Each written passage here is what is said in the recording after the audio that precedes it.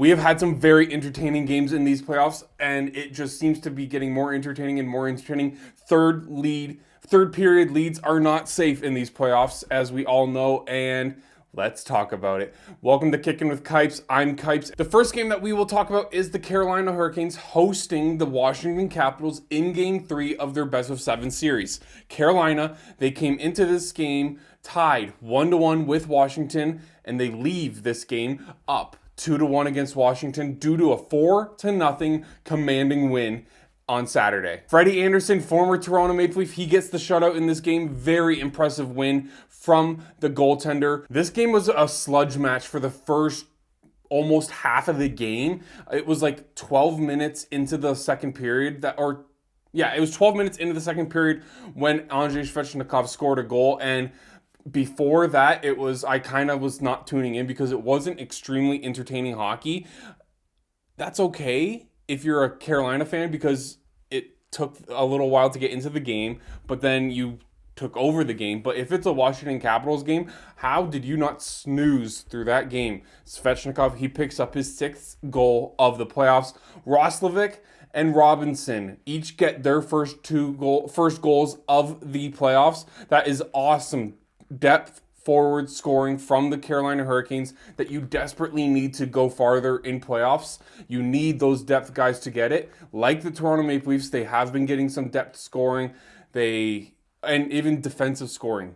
If you can't get depth scoring, you need your defense to start scoring, and the Leafs are doing that, but we're not here to talk about the Leafs. The Carolina Hurricanes depth forwards came through huge for them in this game. Jackson Blake, son of former NHLer Rob Blake, scored his 2nd goal of the playoffs on the power play later in the 3rd period, putting that icing on the cake, that nail in the coffin goal for the Carolina Hurricanes to pull off the win. Next game for this series will be Monday night. It will be a very entertaining game. If things are looking the way I think they're looking, I think Carolina will head back to Washington with the 3-1 lead.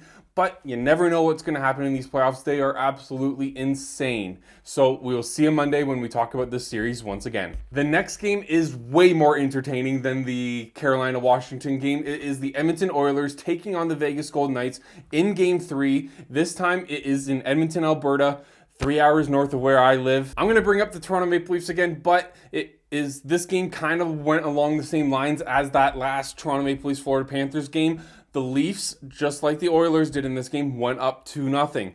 Corey Perry scores his 4th goal of the playoffs in very impressive fashion. This guy is going to be turning 40 soon, and he has 5 total goals in these playoffs already. Absolutely insane. And then, just a short couple minutes later, Corey Perry, he scores his 5th goal of the playoffs. Insane how good this guy is playing in the playoffs right now. It just proves that no matter who you put on a line with McDavid or Draisaitl, they're going to get points and they're going to look like their 50 goal scoring selves over a decade ago. But the Oilers, they have this 2-0 comfortable lead at home that should be fine, right? No. Nick Roy, who arguably shouldn't be playing in this game due to that dirty cross-check to the face of Trent Frederick, I think it was, he shouldn't be playing. I think that would have been a 1-game suspension. That they said it was reckless, not mean. I don't know what the word was. It wasn't mean, but they said it was reckless, but not suspendable, which makes no sense in my head. But Nick Roy, he pots his 2nd goal of the game, just digging in that dagger a little bit for Oilers fans because they were fuming online. But Riley Smith, he picks up his 2nd and 1st of the game.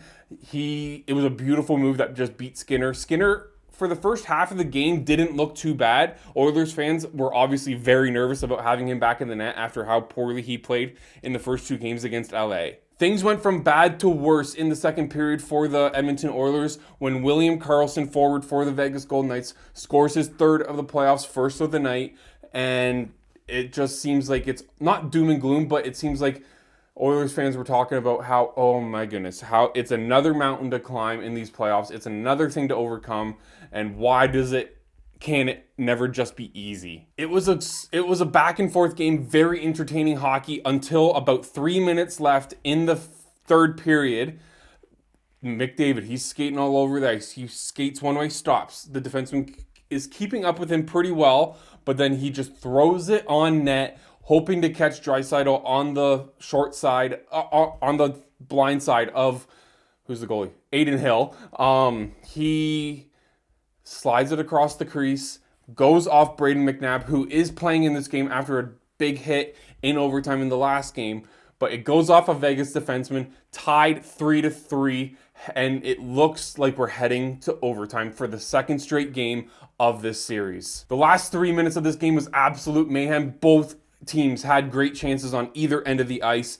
McDavid, he had an awesome chance to put this game to bed. Vegas, their player, he's behind the net. He starts to look around, see where his teammates are. He throws it in front of the net. No Edmonton Oilers player grabs it. He then, Riley Smith of the Vegas Golden Knights, then takes the puck, fakes a slap shot, makes McDavid and Darnell Nurse look like toddlers. They are sliding all over the ice. Even Stuart Skinner is nowhere to be seen in his crease. All three of those Edmonton Oilers players bit harder than a dog on a Kong. They went flying all over the ice. They started sprawling. Draisaitl decides to take cover in front of the net. Riley Smith, he throws the puck on net. It goes off Draisaitl's stick and into the net, but it looks like it's just very little too late. It looks like it just missed the goal horn. But upon further review, that puck crossed the line in time, 0.4 seconds left in the game.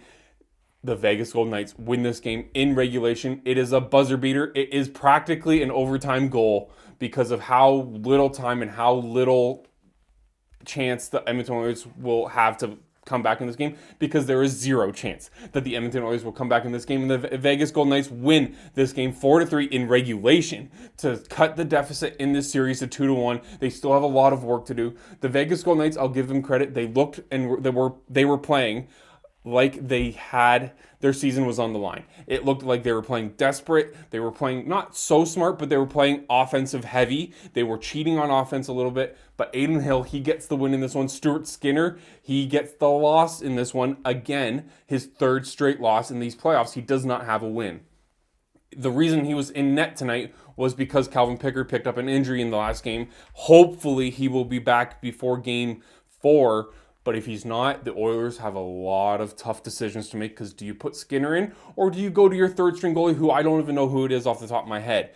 My uncle texted me this morning and said, are we able to do a playoff trade? And I said no. But man, oh man, it's not good. And my uncle also said that this might be Skinner's last game as a Oiler in an Oilers jersey, and I would agree with him if it wasn't for the fact that Pickard's health is still up in the air. So the Oilers, they still have a series lead. There are still positives to take from this game, but the Vegas Golden Knights are a team that you cannot screw around with when it comes to a lead in the playoffs. They are extremely talented. They can come back extremely quick, and we will see what happens from there. Game 4 is Monday, just like the Washington and Carolina series. We will see you then when we talk about it then. All right, that's it. Thanks for watching. It was a very entertaining night of hockey, and thanks for so much for watching. I appreciate it. Have a great day. Happy Mother's Day to all the moms out there. You guys mean the world to us, and whatever, all the things that you guys do not go unnoticed. Have a great day, everyone. Bye-bye.